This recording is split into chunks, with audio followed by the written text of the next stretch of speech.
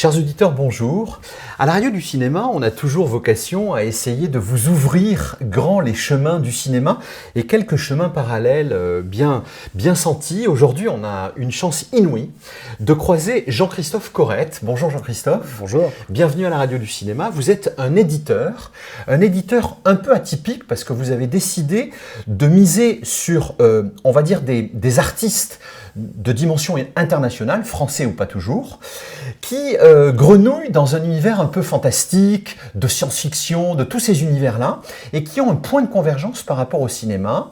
Jean-Christophe, bienvenue. Eh bien, bonjour à tous. Merci beaucoup, David, de me recevoir aujourd'hui. C'est un grand plaisir de pouvoir parler notamment d'illustration, puisque c'est vrai que de tout temps, il y a quand même eu des liens très forts entre l'illustration et le cinéma. Et si on remonte même jusqu'au premier, que je considère comme un vrai réalisateur de films, Georges Méliès. Méliès, bien sûr. C'est vrai que c'est le premier qui invente le langage du cinéma, et dès l'invention de ce qui va devenir le cinéma presque d'anticipation, le cinéma qui raconte des histoires, on est justement sur des univers picturaux qui sont très forts, presque caricaturaux parfois, et je dirais que d'une certaine façon, depuis plus d'un siècle, le cinéma et l'illustration se nourrissent l'un l'autre, puisque c'est bien connu que de nombreux réalisateurs s'inspirent d'univers visuels existants, même si on parle des plus récents et qui sont évidents, comme les blockbusters hollywoodiens qui s'inspirent des bandes dessinées. Oui, les passerelles sont multiples. Voilà. Mais l'inverse est également vrai. C'est vrai. Et nous, on travaille beaucoup avec des illustrateurs qui sont très influencés par les univers du cinéma. Et pour donner un exemple tout simple, quand on pense à Blade Runner, ce sont des univers qui ont énormément marqué toute une génération d'illustrateurs et de dessinateurs de bande dessinée. Absolument. Alors, avant qu'on rentre dans le vif du sujet, racontez-nous un tout petit peu, en fait, votre parcours. Je crois que vous avez produit vous-même des objets audiovisuels, des films, à maintes reprises dans le milieu de l'entreprise, si j'ai bien compris. Vous avez été également photographe, vous l'êtes encore un peu pour le loisir. Racontez-nous un petit peu toute cette vie qui sont devenus finalement des points de convergence pour ce que vous êtes devenu aujourd'hui. Alors, moi, j'ai un parcours un petit peu atypique au sens où... C'est régulièrement le cas dans le cinéma. Moi, je suis né en 1970 et à l'époque, très très vite, j'ai 7 ou 8 ans, je me retrouve avec un ordinateur entre les mains parce que mon père vend des ordinateurs. D'accord. Donc, on parle de cartes perforées. Et donc, ce qui m'intéresse dans un premier temps, moi, c'est l'informatique. C'est la programmation, c'est la technique. Et puis, très vite, par rapport à ça, on évolue vers le jeu vidéo, vers tous ces univers. Ce qui est plus ludique. Voilà, c'est à la fois ludique, mais il y a aussi un côté purement graphique. C'est-à-dire que le code, c'est un petit peu sec parfois, mais quand on peut commencer à l'utiliser pour créer des univers qui sont visuellement attractifs, et surtout, c'est la grande nouveauté, qui sont des univers interactifs. C'est-à-dire qu'à un moment donné, on a un personnage et il est plus figé, c'est pas un dessin où on a un personnage immobile, c'est pas le cinéma où on va pas diriger les personnages et diriger l'action. Un jeu vidéo, très vite, c'est quelque chose qui ressemble en fait à un film, mais dont on est le metteur en scène. Et donc ça, c'est vraiment quelque chose, qui est dans les années 80 très basique. Et ça vous a pris très tôt, donc, du coup, Jean-Christophe. Alors oui, du coup, moi, je commence très très vite là-dessus. Et moi, mon rêve, quand je suis adolescent, c'est de travailler dans l'informatique. D'accord. Alors, étudiant, je travaillais un petit peu pour Commodore. Je travaille en France pour eux, je travaille au Canada, je travaille pour Electronic Arts, qui est un éditeur de jeux vidéo en Californie. Et puis après, je commence ma carrière chez Microsoft en région parisienne. Et là, pour être honnête, ça ne me plaît pas beaucoup parce qu'on passait beaucoup de temps à vendre des boîtes avec des logiciels à l'intérieur. Il n'y avait pas une créativité que je qualifierais de folle. Donc, je rentre en Alsace assez vite où ma famille habite. Et là, je commence à travailler avec mon père qui, lui, vient de monter une société qui fait notamment du film d'entreprise.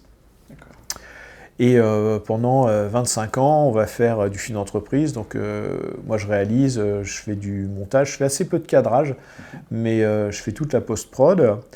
Et puis, en parallèle, on fait de l'image fixe, on fait de la photo. Mais les deux mondes sont quand même étroitement liés. Voilà, étroitement liés. Sachant que c'est assez drôle parce qu'avec les années, ça va être plus qu'un lien, ça va commencer à se fondre. Parce que la première fois qu'on peut commencer à filmer avec un boîtier réflexe, ça commence à devenir assez intéressant. Et moi, j'ai ce souvenir, la première fois que j'ai un téléphone portable, c'est un iPhone, et je suis sur un chantier, je suis en train de filmer des gens qui construisent un truc. Et puis je me dis, ce serait quand même pas mal d'aller sur ce silo-là et puis de faire une vue aérienne. Seulement, quand on a une énorme caméra montée à une échelle à 25 mètres de haut dans un espèce de tube en métal comme ça, je me dis, je vais jamais y arriver, je vais abîmer la caméra, ça va pas être possible. Je me dis, tiens, je vais essayer de le faire avec mon téléphone. Donc je range ma caméra dans la voiture et je monte comme ça, juste avec mon téléphone dans la poche, j'arrive en haut de ce silo et là, je fais 2-3 panoramiques du chantier. Et je rentre, je prends les rushs que je viens de faire, je les mélange au reste des images, et là j'ai un client qui est ravi et qui me dit « mais c'est super, l'image que vous avez faite, cette vue aérienne, elle est fantastique ». Et ça, c'est la première fois de ma vie où je me dis « ouf, là il y a quelque chose qui est en train de changer ». Et du coup, se mélange très vite quand même des images qui viennent de diverses sources. Et puis, c'est aussi le moment où on peut commencer à faire des trucs un petit peu sympas, en effets spéciaux. Vous avez envie de rajouter un logo sur un camion qui est en train de passer devant vous, ou de le retirer d'ailleurs, vous le faites. Et donc, c'est une période assez intéressante où vraiment les médias se mélangent pour des coûts qui sont quand même très faibles. Moi, quand je commence, mon père a monté la boîte dans laquelle on travaille, et il a hypothéqué sa maison pour acheter 2 magnétoscopes, une caméra et une table de montage. Il a hypothéqué sa maison. Là, quelques années ou quelques décennies plus tard, on se retrouve effectivement, on achète pour 1000 ou 2000 euros un appareil numérique, quelques cartes, un ordinateur à 2000 balles, et c'est parti, quoi. Et on est capable de faire des choses qui sont extraordinaires. Donc ça, cette époque-là, finalement, vous révèle à la fois une sorte de convergence de la technique, mais tout en restant créatif. C'est une espèce de course. Ouais. C'est-à-dire qu'au début, la première fois que je commence à travailler, moi, à faire du montage, et qui n'est plus du montage en copiant des bandes sur des bandes, mais qui consiste à digitaliser des rushs, et puis à faire de l'édition comme on connaît aujourd'hui, comme on fait du traitement de texte avec du copier-coller. Je me dis, ça va être super, je vais gagner un temps de malade, ça va être génial.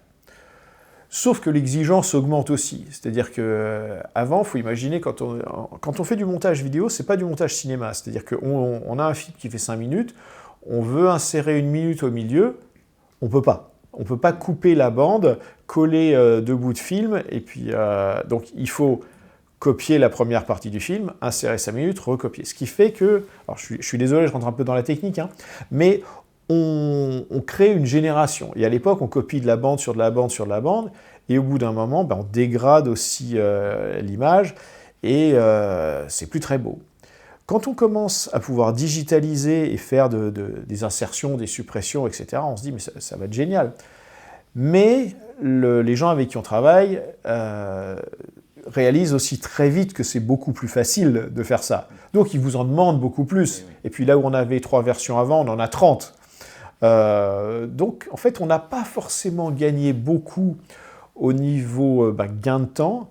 Par contre, c'est vrai qu'au niveau du résultat, les standards. Voilà, c'est quand même devenu beaucoup plus proche de ce qu'on avait en tête. Avant, souvent, on se disait, bon, ok, est-ce que ça vaut vraiment la peine? Non, allez, là, je laisse tomber. Là, finalement, on le fait. Alors, Jean-Christophe, quelque part, merci de me faire la transition, parce que, pour le coup, ce niveau d'exigence, on le retrouve évidemment dans chacun de vos ouvrages. On va prendre un exemple, mais j'en ai plein la table, là. Donc, du coup, on va s'attarder sur quelque chose qui, encore plus que les autres, se rapproche du cinéma, puisqu'on va parler de storyboard. Vous avez créé donc cette maison d'édition, on peut repréciser les dates un petit peu? Les éditions Corrette, elles sont nées en quelle époque? Alors, je commence, moi, à faire de la diffusion de livres en provenance d'Asie en 2012. Et les éditions Corrette, ça vient justement de cette idée de dire c'est bien de distribuer les livres des autres, mais j'ai quand même drôlement envie d'en faire moi-même, ça a l'air super facile. Spoiler, ça ne l'est pas. Et je commence à faire des livres en 2016. Qu'est-ce qui a été l'élément déclenchant et qui vous vous êtes dit un beau jour comme ça j'ai envie quand même de mettre un petit peu de mon énergie dans cet univers? Je crois qu'un des liens entre le cinéma et le dessin, c'est la magie. C'est-à-dire que quand on regarde un film et que c'est bien fait, il y a un petit côté magique. On rentre dans l'univers de quelqu'un d'autre. En plus, on voyage. Voilà, c'est pas forcément évident au début, c'est-à-dire que on va avoir des personnages qui ne sont pas tous cadrés pareil, on va avoir des ellipses, mais les enfants comprennent très très vite, hein. On n'a pas besoin de leur expliquer comment ça fonctionne. En fait, vous regardez un film, votre cerveau s'adapte très très vite à ça. En bande dessinée, et notamment, ou en roman, c'est un petit peu pareil, c'est-à-dire que des gens vont faire naître des images dans votre esprit. Et quand on lit un roman, c'est très simple, hein, vous lisez n'importe quel roman, vous visualisez les personnages, les lieux, les situations, l'action. Et il y a cette magie qui opère. Et quand on parle de dessin, notamment d'illustration, il y a en plus quelque chose qui est fascinant, c'est que c'est un peu comme les Jeux Olympiques. Ça a l'air tellement facile. Vous donnez à quelqu'un un crayon, une feuille de papier, et puis si c'est un bon dessinateur, il va vous faire un truc extraordinaire. Il n'y a rien, hein, c'est la main, le cerveau. Et ça a l'air tellement simple. Comme le gars qui court le 100 mètres, et puis on le regarde tranquillement dans son canapé avec des chips et une bière en disant « Oh là, le dernier, il pourrait se bouger un petit peu plus ». Mais en fait, c'est des grands professionnels, c'est des gens qui se sont entraînés pendant des années. C'est très sacrificiel, c'est-à-dire que on s'investit tellement fort dans un univers que finalement la résultante paraît simple et très accessible, tellement la virtuosité est omniprésente, on est d'accord, hein. C'est exactement ça. Et on parlait de réalisation, et là, vous évoquiez le storyboard. Oui. C'est vrai qu'aujourd'hui, le storyboard est devenu depuis de nombreuses années d'ailleurs, un élément à part entière de nombreux films, parce que les films coûtent tellement cher à faire que c'est ce qui permet au réalisateur de visualiser son action, ses plans, ses caméras, de manière chirurgicale, hein. C'est très très précis, le storyboard, hein.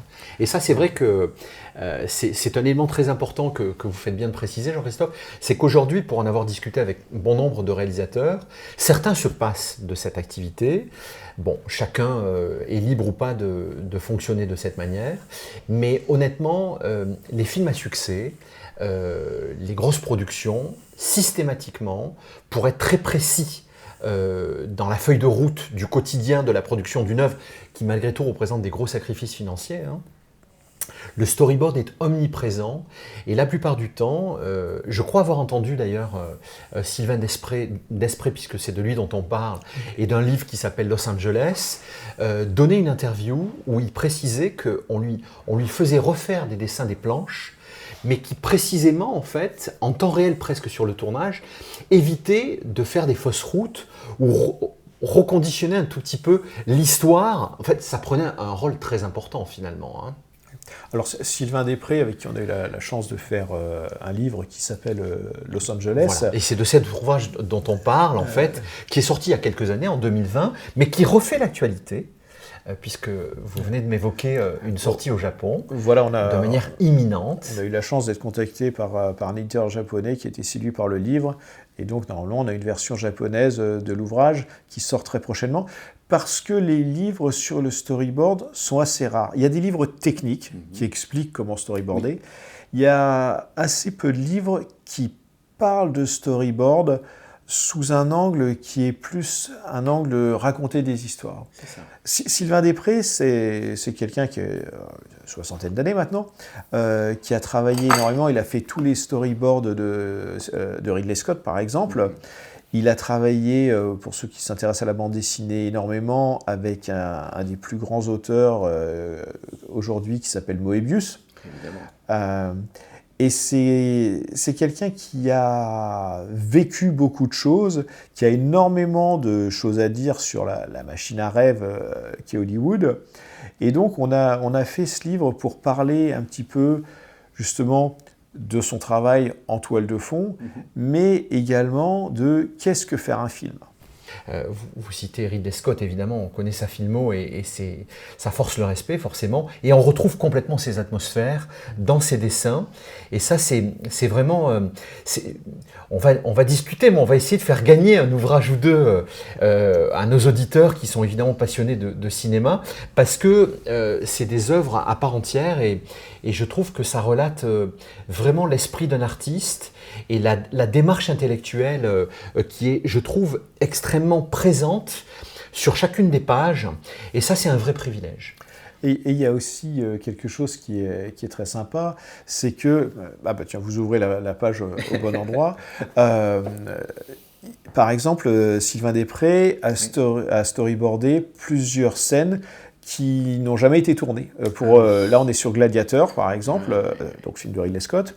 Il y a une séquence notamment avec des zèbres, et il raconte plus tard qu'en fait, la séquence n'a pas pu être tournée parce qu'ils n'arrivaient pas à dresser les zèbres. Enfin, que les zèbres n'obéissaient pas comme il fallait. Mais du coup, il est tellement bon en termes d'illustration qu'on n'a aucun mal à s'imaginer la scène, surtout quand on connaît le film. Et donc, des séquences intermédiaires comme ça vont s'ajouter dans des situations qu'on connaît, des décors qu'on connaît, avec des personnages qu'on connaît. Et donc, ça permet de découvrir toute une facette de ce qui aurait pu être. Oui, de rentrer un peu dans l'intimité du projet artistique et finalement de le vivre de manière un peu plus intense et de partager des choses qui sont restées off pour l'instant. Il y a même des films complets. Il y a notamment un film sur Hannibal où Sylvain Després a illustré la traversée des Alpes par les éléphants, le fameux épisode avec Hannibal. Et donc, ça permet de visualiser un petit peu ce qu'aurait pu être le film. On sait bien que pour un film qui sort, il y en a 10 ou 100 qui n'ont pas le jour, qui n'ont pas vu le jour. Mais là, du coup, on est dans un espèce d'état intermédiaire qui permet d'imaginer une œuvre qui aurait pu être. Donc on a des pages entières, des pleines pages en fait, de très très beaux dessins qui relayent un film, qui relayent un univers, etc. La plupart du temps, c'est en lien indirectement ou directement au cinéma. Et ce qui est vraiment très appréciable, c'est qu'à chaque fois, on entrouvre une forme de chrysalide qui appartient à cet artiste et il nous offre la possibilité de fréquenter son univers de manière très intime. Et ça, je trouve que cette relation-là, elle est suffisamment rare pour qu'on puisse le préciser. Et je trouve qu'à ce niveau-là, vous avez un rôle d'ambassadeur qui est extrêmement important. Et je trouve que le lecteur est extrêmement privilégié. Il y a des passerelles et des parallèles quand même très forts et très évidents entre les gens qui travaillent dans le cinéma, notamment ceux qui travaillent sur tout ce qui est effets spéciaux, création de costumes, création de caractères, et l'illustration. Alors je vais vous donner un scoop. On aime bien ça. On est en train, par exemple, de finaliser un livre avec un artiste qui s'appelle Jeremy Bennett, qui est néo-zélandais et qui est le superviseur de tous les effets spéciaux sur les films de Peter Jackson, sur Le Hobbit et Le Seigneur des Anneaux, bien entendu. Génial. Et donc, alors, lui est sorti un petit peu, ça ne va pas être un livre directement sur le cinéma, mais c'est un carnet de voyage en Égypte à l'aquarelle. Et donc, c'est Jeremy Bennett, c'est à la fois quelqu'un qui marche sur les pas des décors qui ont peut-être été utilisés dans les films de Peter Jackson, justement. Voilà. C'est à la fois un grand technicien, pour se faire tous les effets spéciaux des films qu'on connaît, il faut être sacrément pro. Et en même temps, c'est un grand artiste. Et on a la même chose avec John Ho ou Alan Lee pareil, qui sont des comment je dirais ça en français, enfin les inspirateurs des univers graphiques. Les influenceurs, on peut dire ça comme ça. Oui, c'est même plus que ça, c'est qu'ils ont fait tous les dessins de pré-prod des films, qui sont des grands illustrateurs par ailleurs. Donc, pour revenir sur John Ho, parce que ça vaut la peine de parler un peu de lui, John Ho, on le connaît parce qu'effectivement, c'est un des deux dessinateurs qui ont travaillé sur le Seigneur des Anneaux, mais c'est quelqu'un qui s'intéresse à l'univers de Tolkien depuis qu'il est adolescent. Et il a fait ses études à Strasbourg, où nous on a la maison d'édition. Oui. Et quand on rencontre des gens qu'il connaissait il y a 40 ans, voire 50 ans, il était déjà dans cet imaginaire-là. Donc en fait, ça vient pas non plus de nulle part. Quand il se met à travailler avec Peter Jackson, c'est quelque chose. C'est pas un travail de commande. On n'a pas pris un gars qui sait bien dessiner pour lui dire tiens fais-nous tel personnage, tel bâtiment, tel équipement. Non, c'est quelqu'un qui a assimilé pendant des décennies un univers et qui, à un moment donné, va ressortir sa version de cet univers. Et là, le lien avec le cinéma, il est évident. C'est-à-dire que d'un coup, on va avoir une matérialisation, justement, de la pensée d'un artiste. Si on regarde, il y a plein de livres qui sont sortis derrière sur, justement, les carnets de dessin, les inspirations, les sketchbooks, et patati patata. Quand on voit les films à l'écran, c'est la vision d'un illustrateur qui est projetée en 3 dimensions. Voilà. Vous me faites penser, je pense spontanément comme ça, à un dessinateur, un illustrateur comme Giger. Pour l'univers d'Alien, par exemple, c'est un peu pareil, quoi. C'est un homme, finalement, qui développait tout un environnement. Et de cet environnement, je pense que la déclinaison cinématographique, elle a été largement influencée par l'univers du dessinateur. On est d'accord, en fait. Hein. Je vais même aller encore un petit peu plus loin, puisque vous ne le savez probablement pas, David, mais on travaille sur un livre, justement, sur l'univers de Giger. Et dans ce livre, c'est un livre collectif, c'est-à-dire qu'on a demandé à tout un tas d'artistes, Giger, pour vous, c'était quoi ? Est-ce que ça vous a influencé et comment ? Et dedans, on va avoir des gens aussi divers que Julien Dumont, par exemple, qui est le directeur du musée du cinéma de Lyon, des groupes de musique, énormément d'illustrateurs.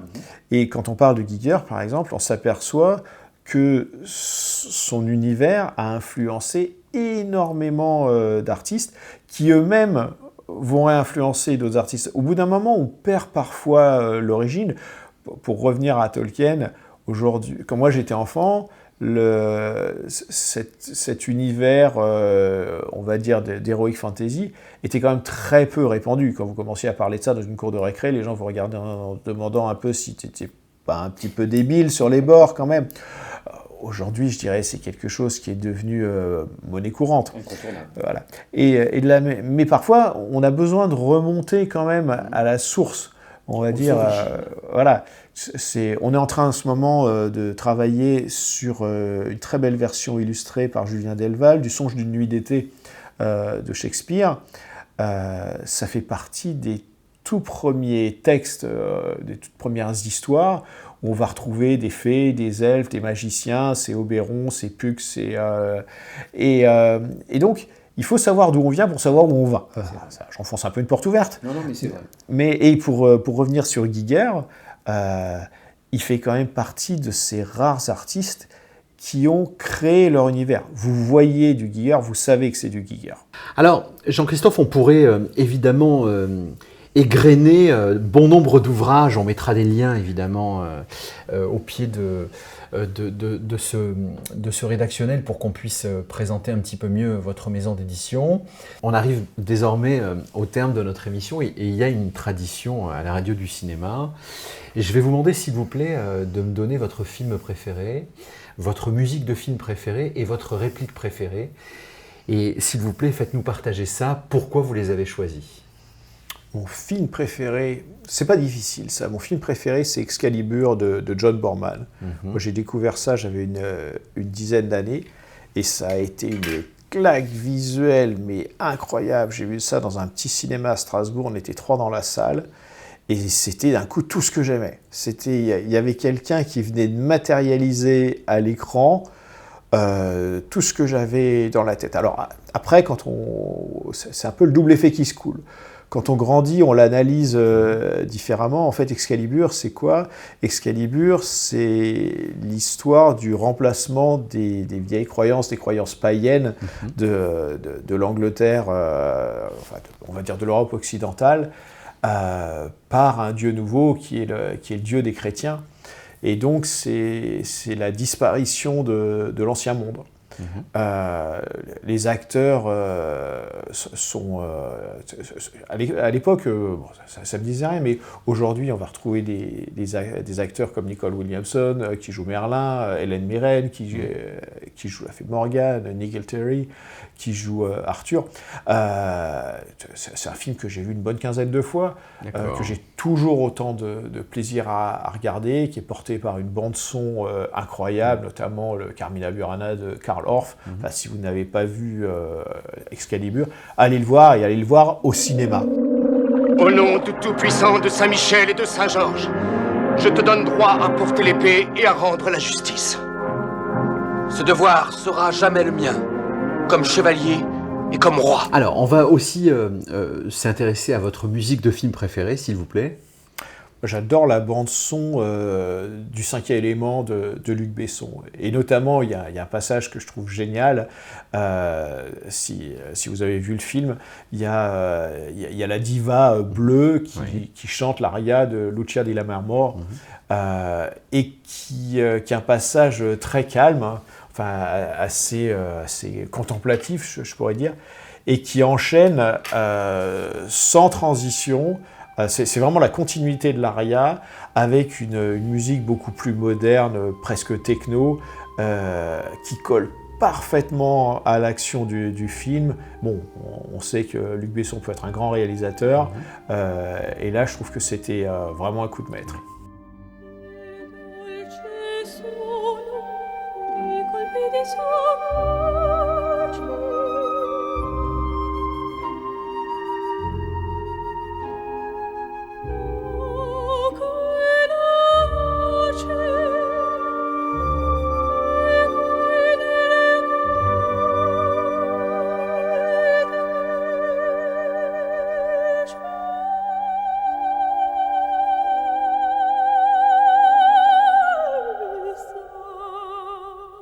Et puis pour finir, en fait, vous avez certainement un petit coup de cœur, une réplique qui est constamment en résonance en vous. Oh bah ça ne va pas être original, mais je vais citer Michel Audiard. Les corons, ça ose tout, c'est même à ça qu'on les reconnaît. Dans la bouche de Lino Ventura, dans Les Tontons Flingueurs.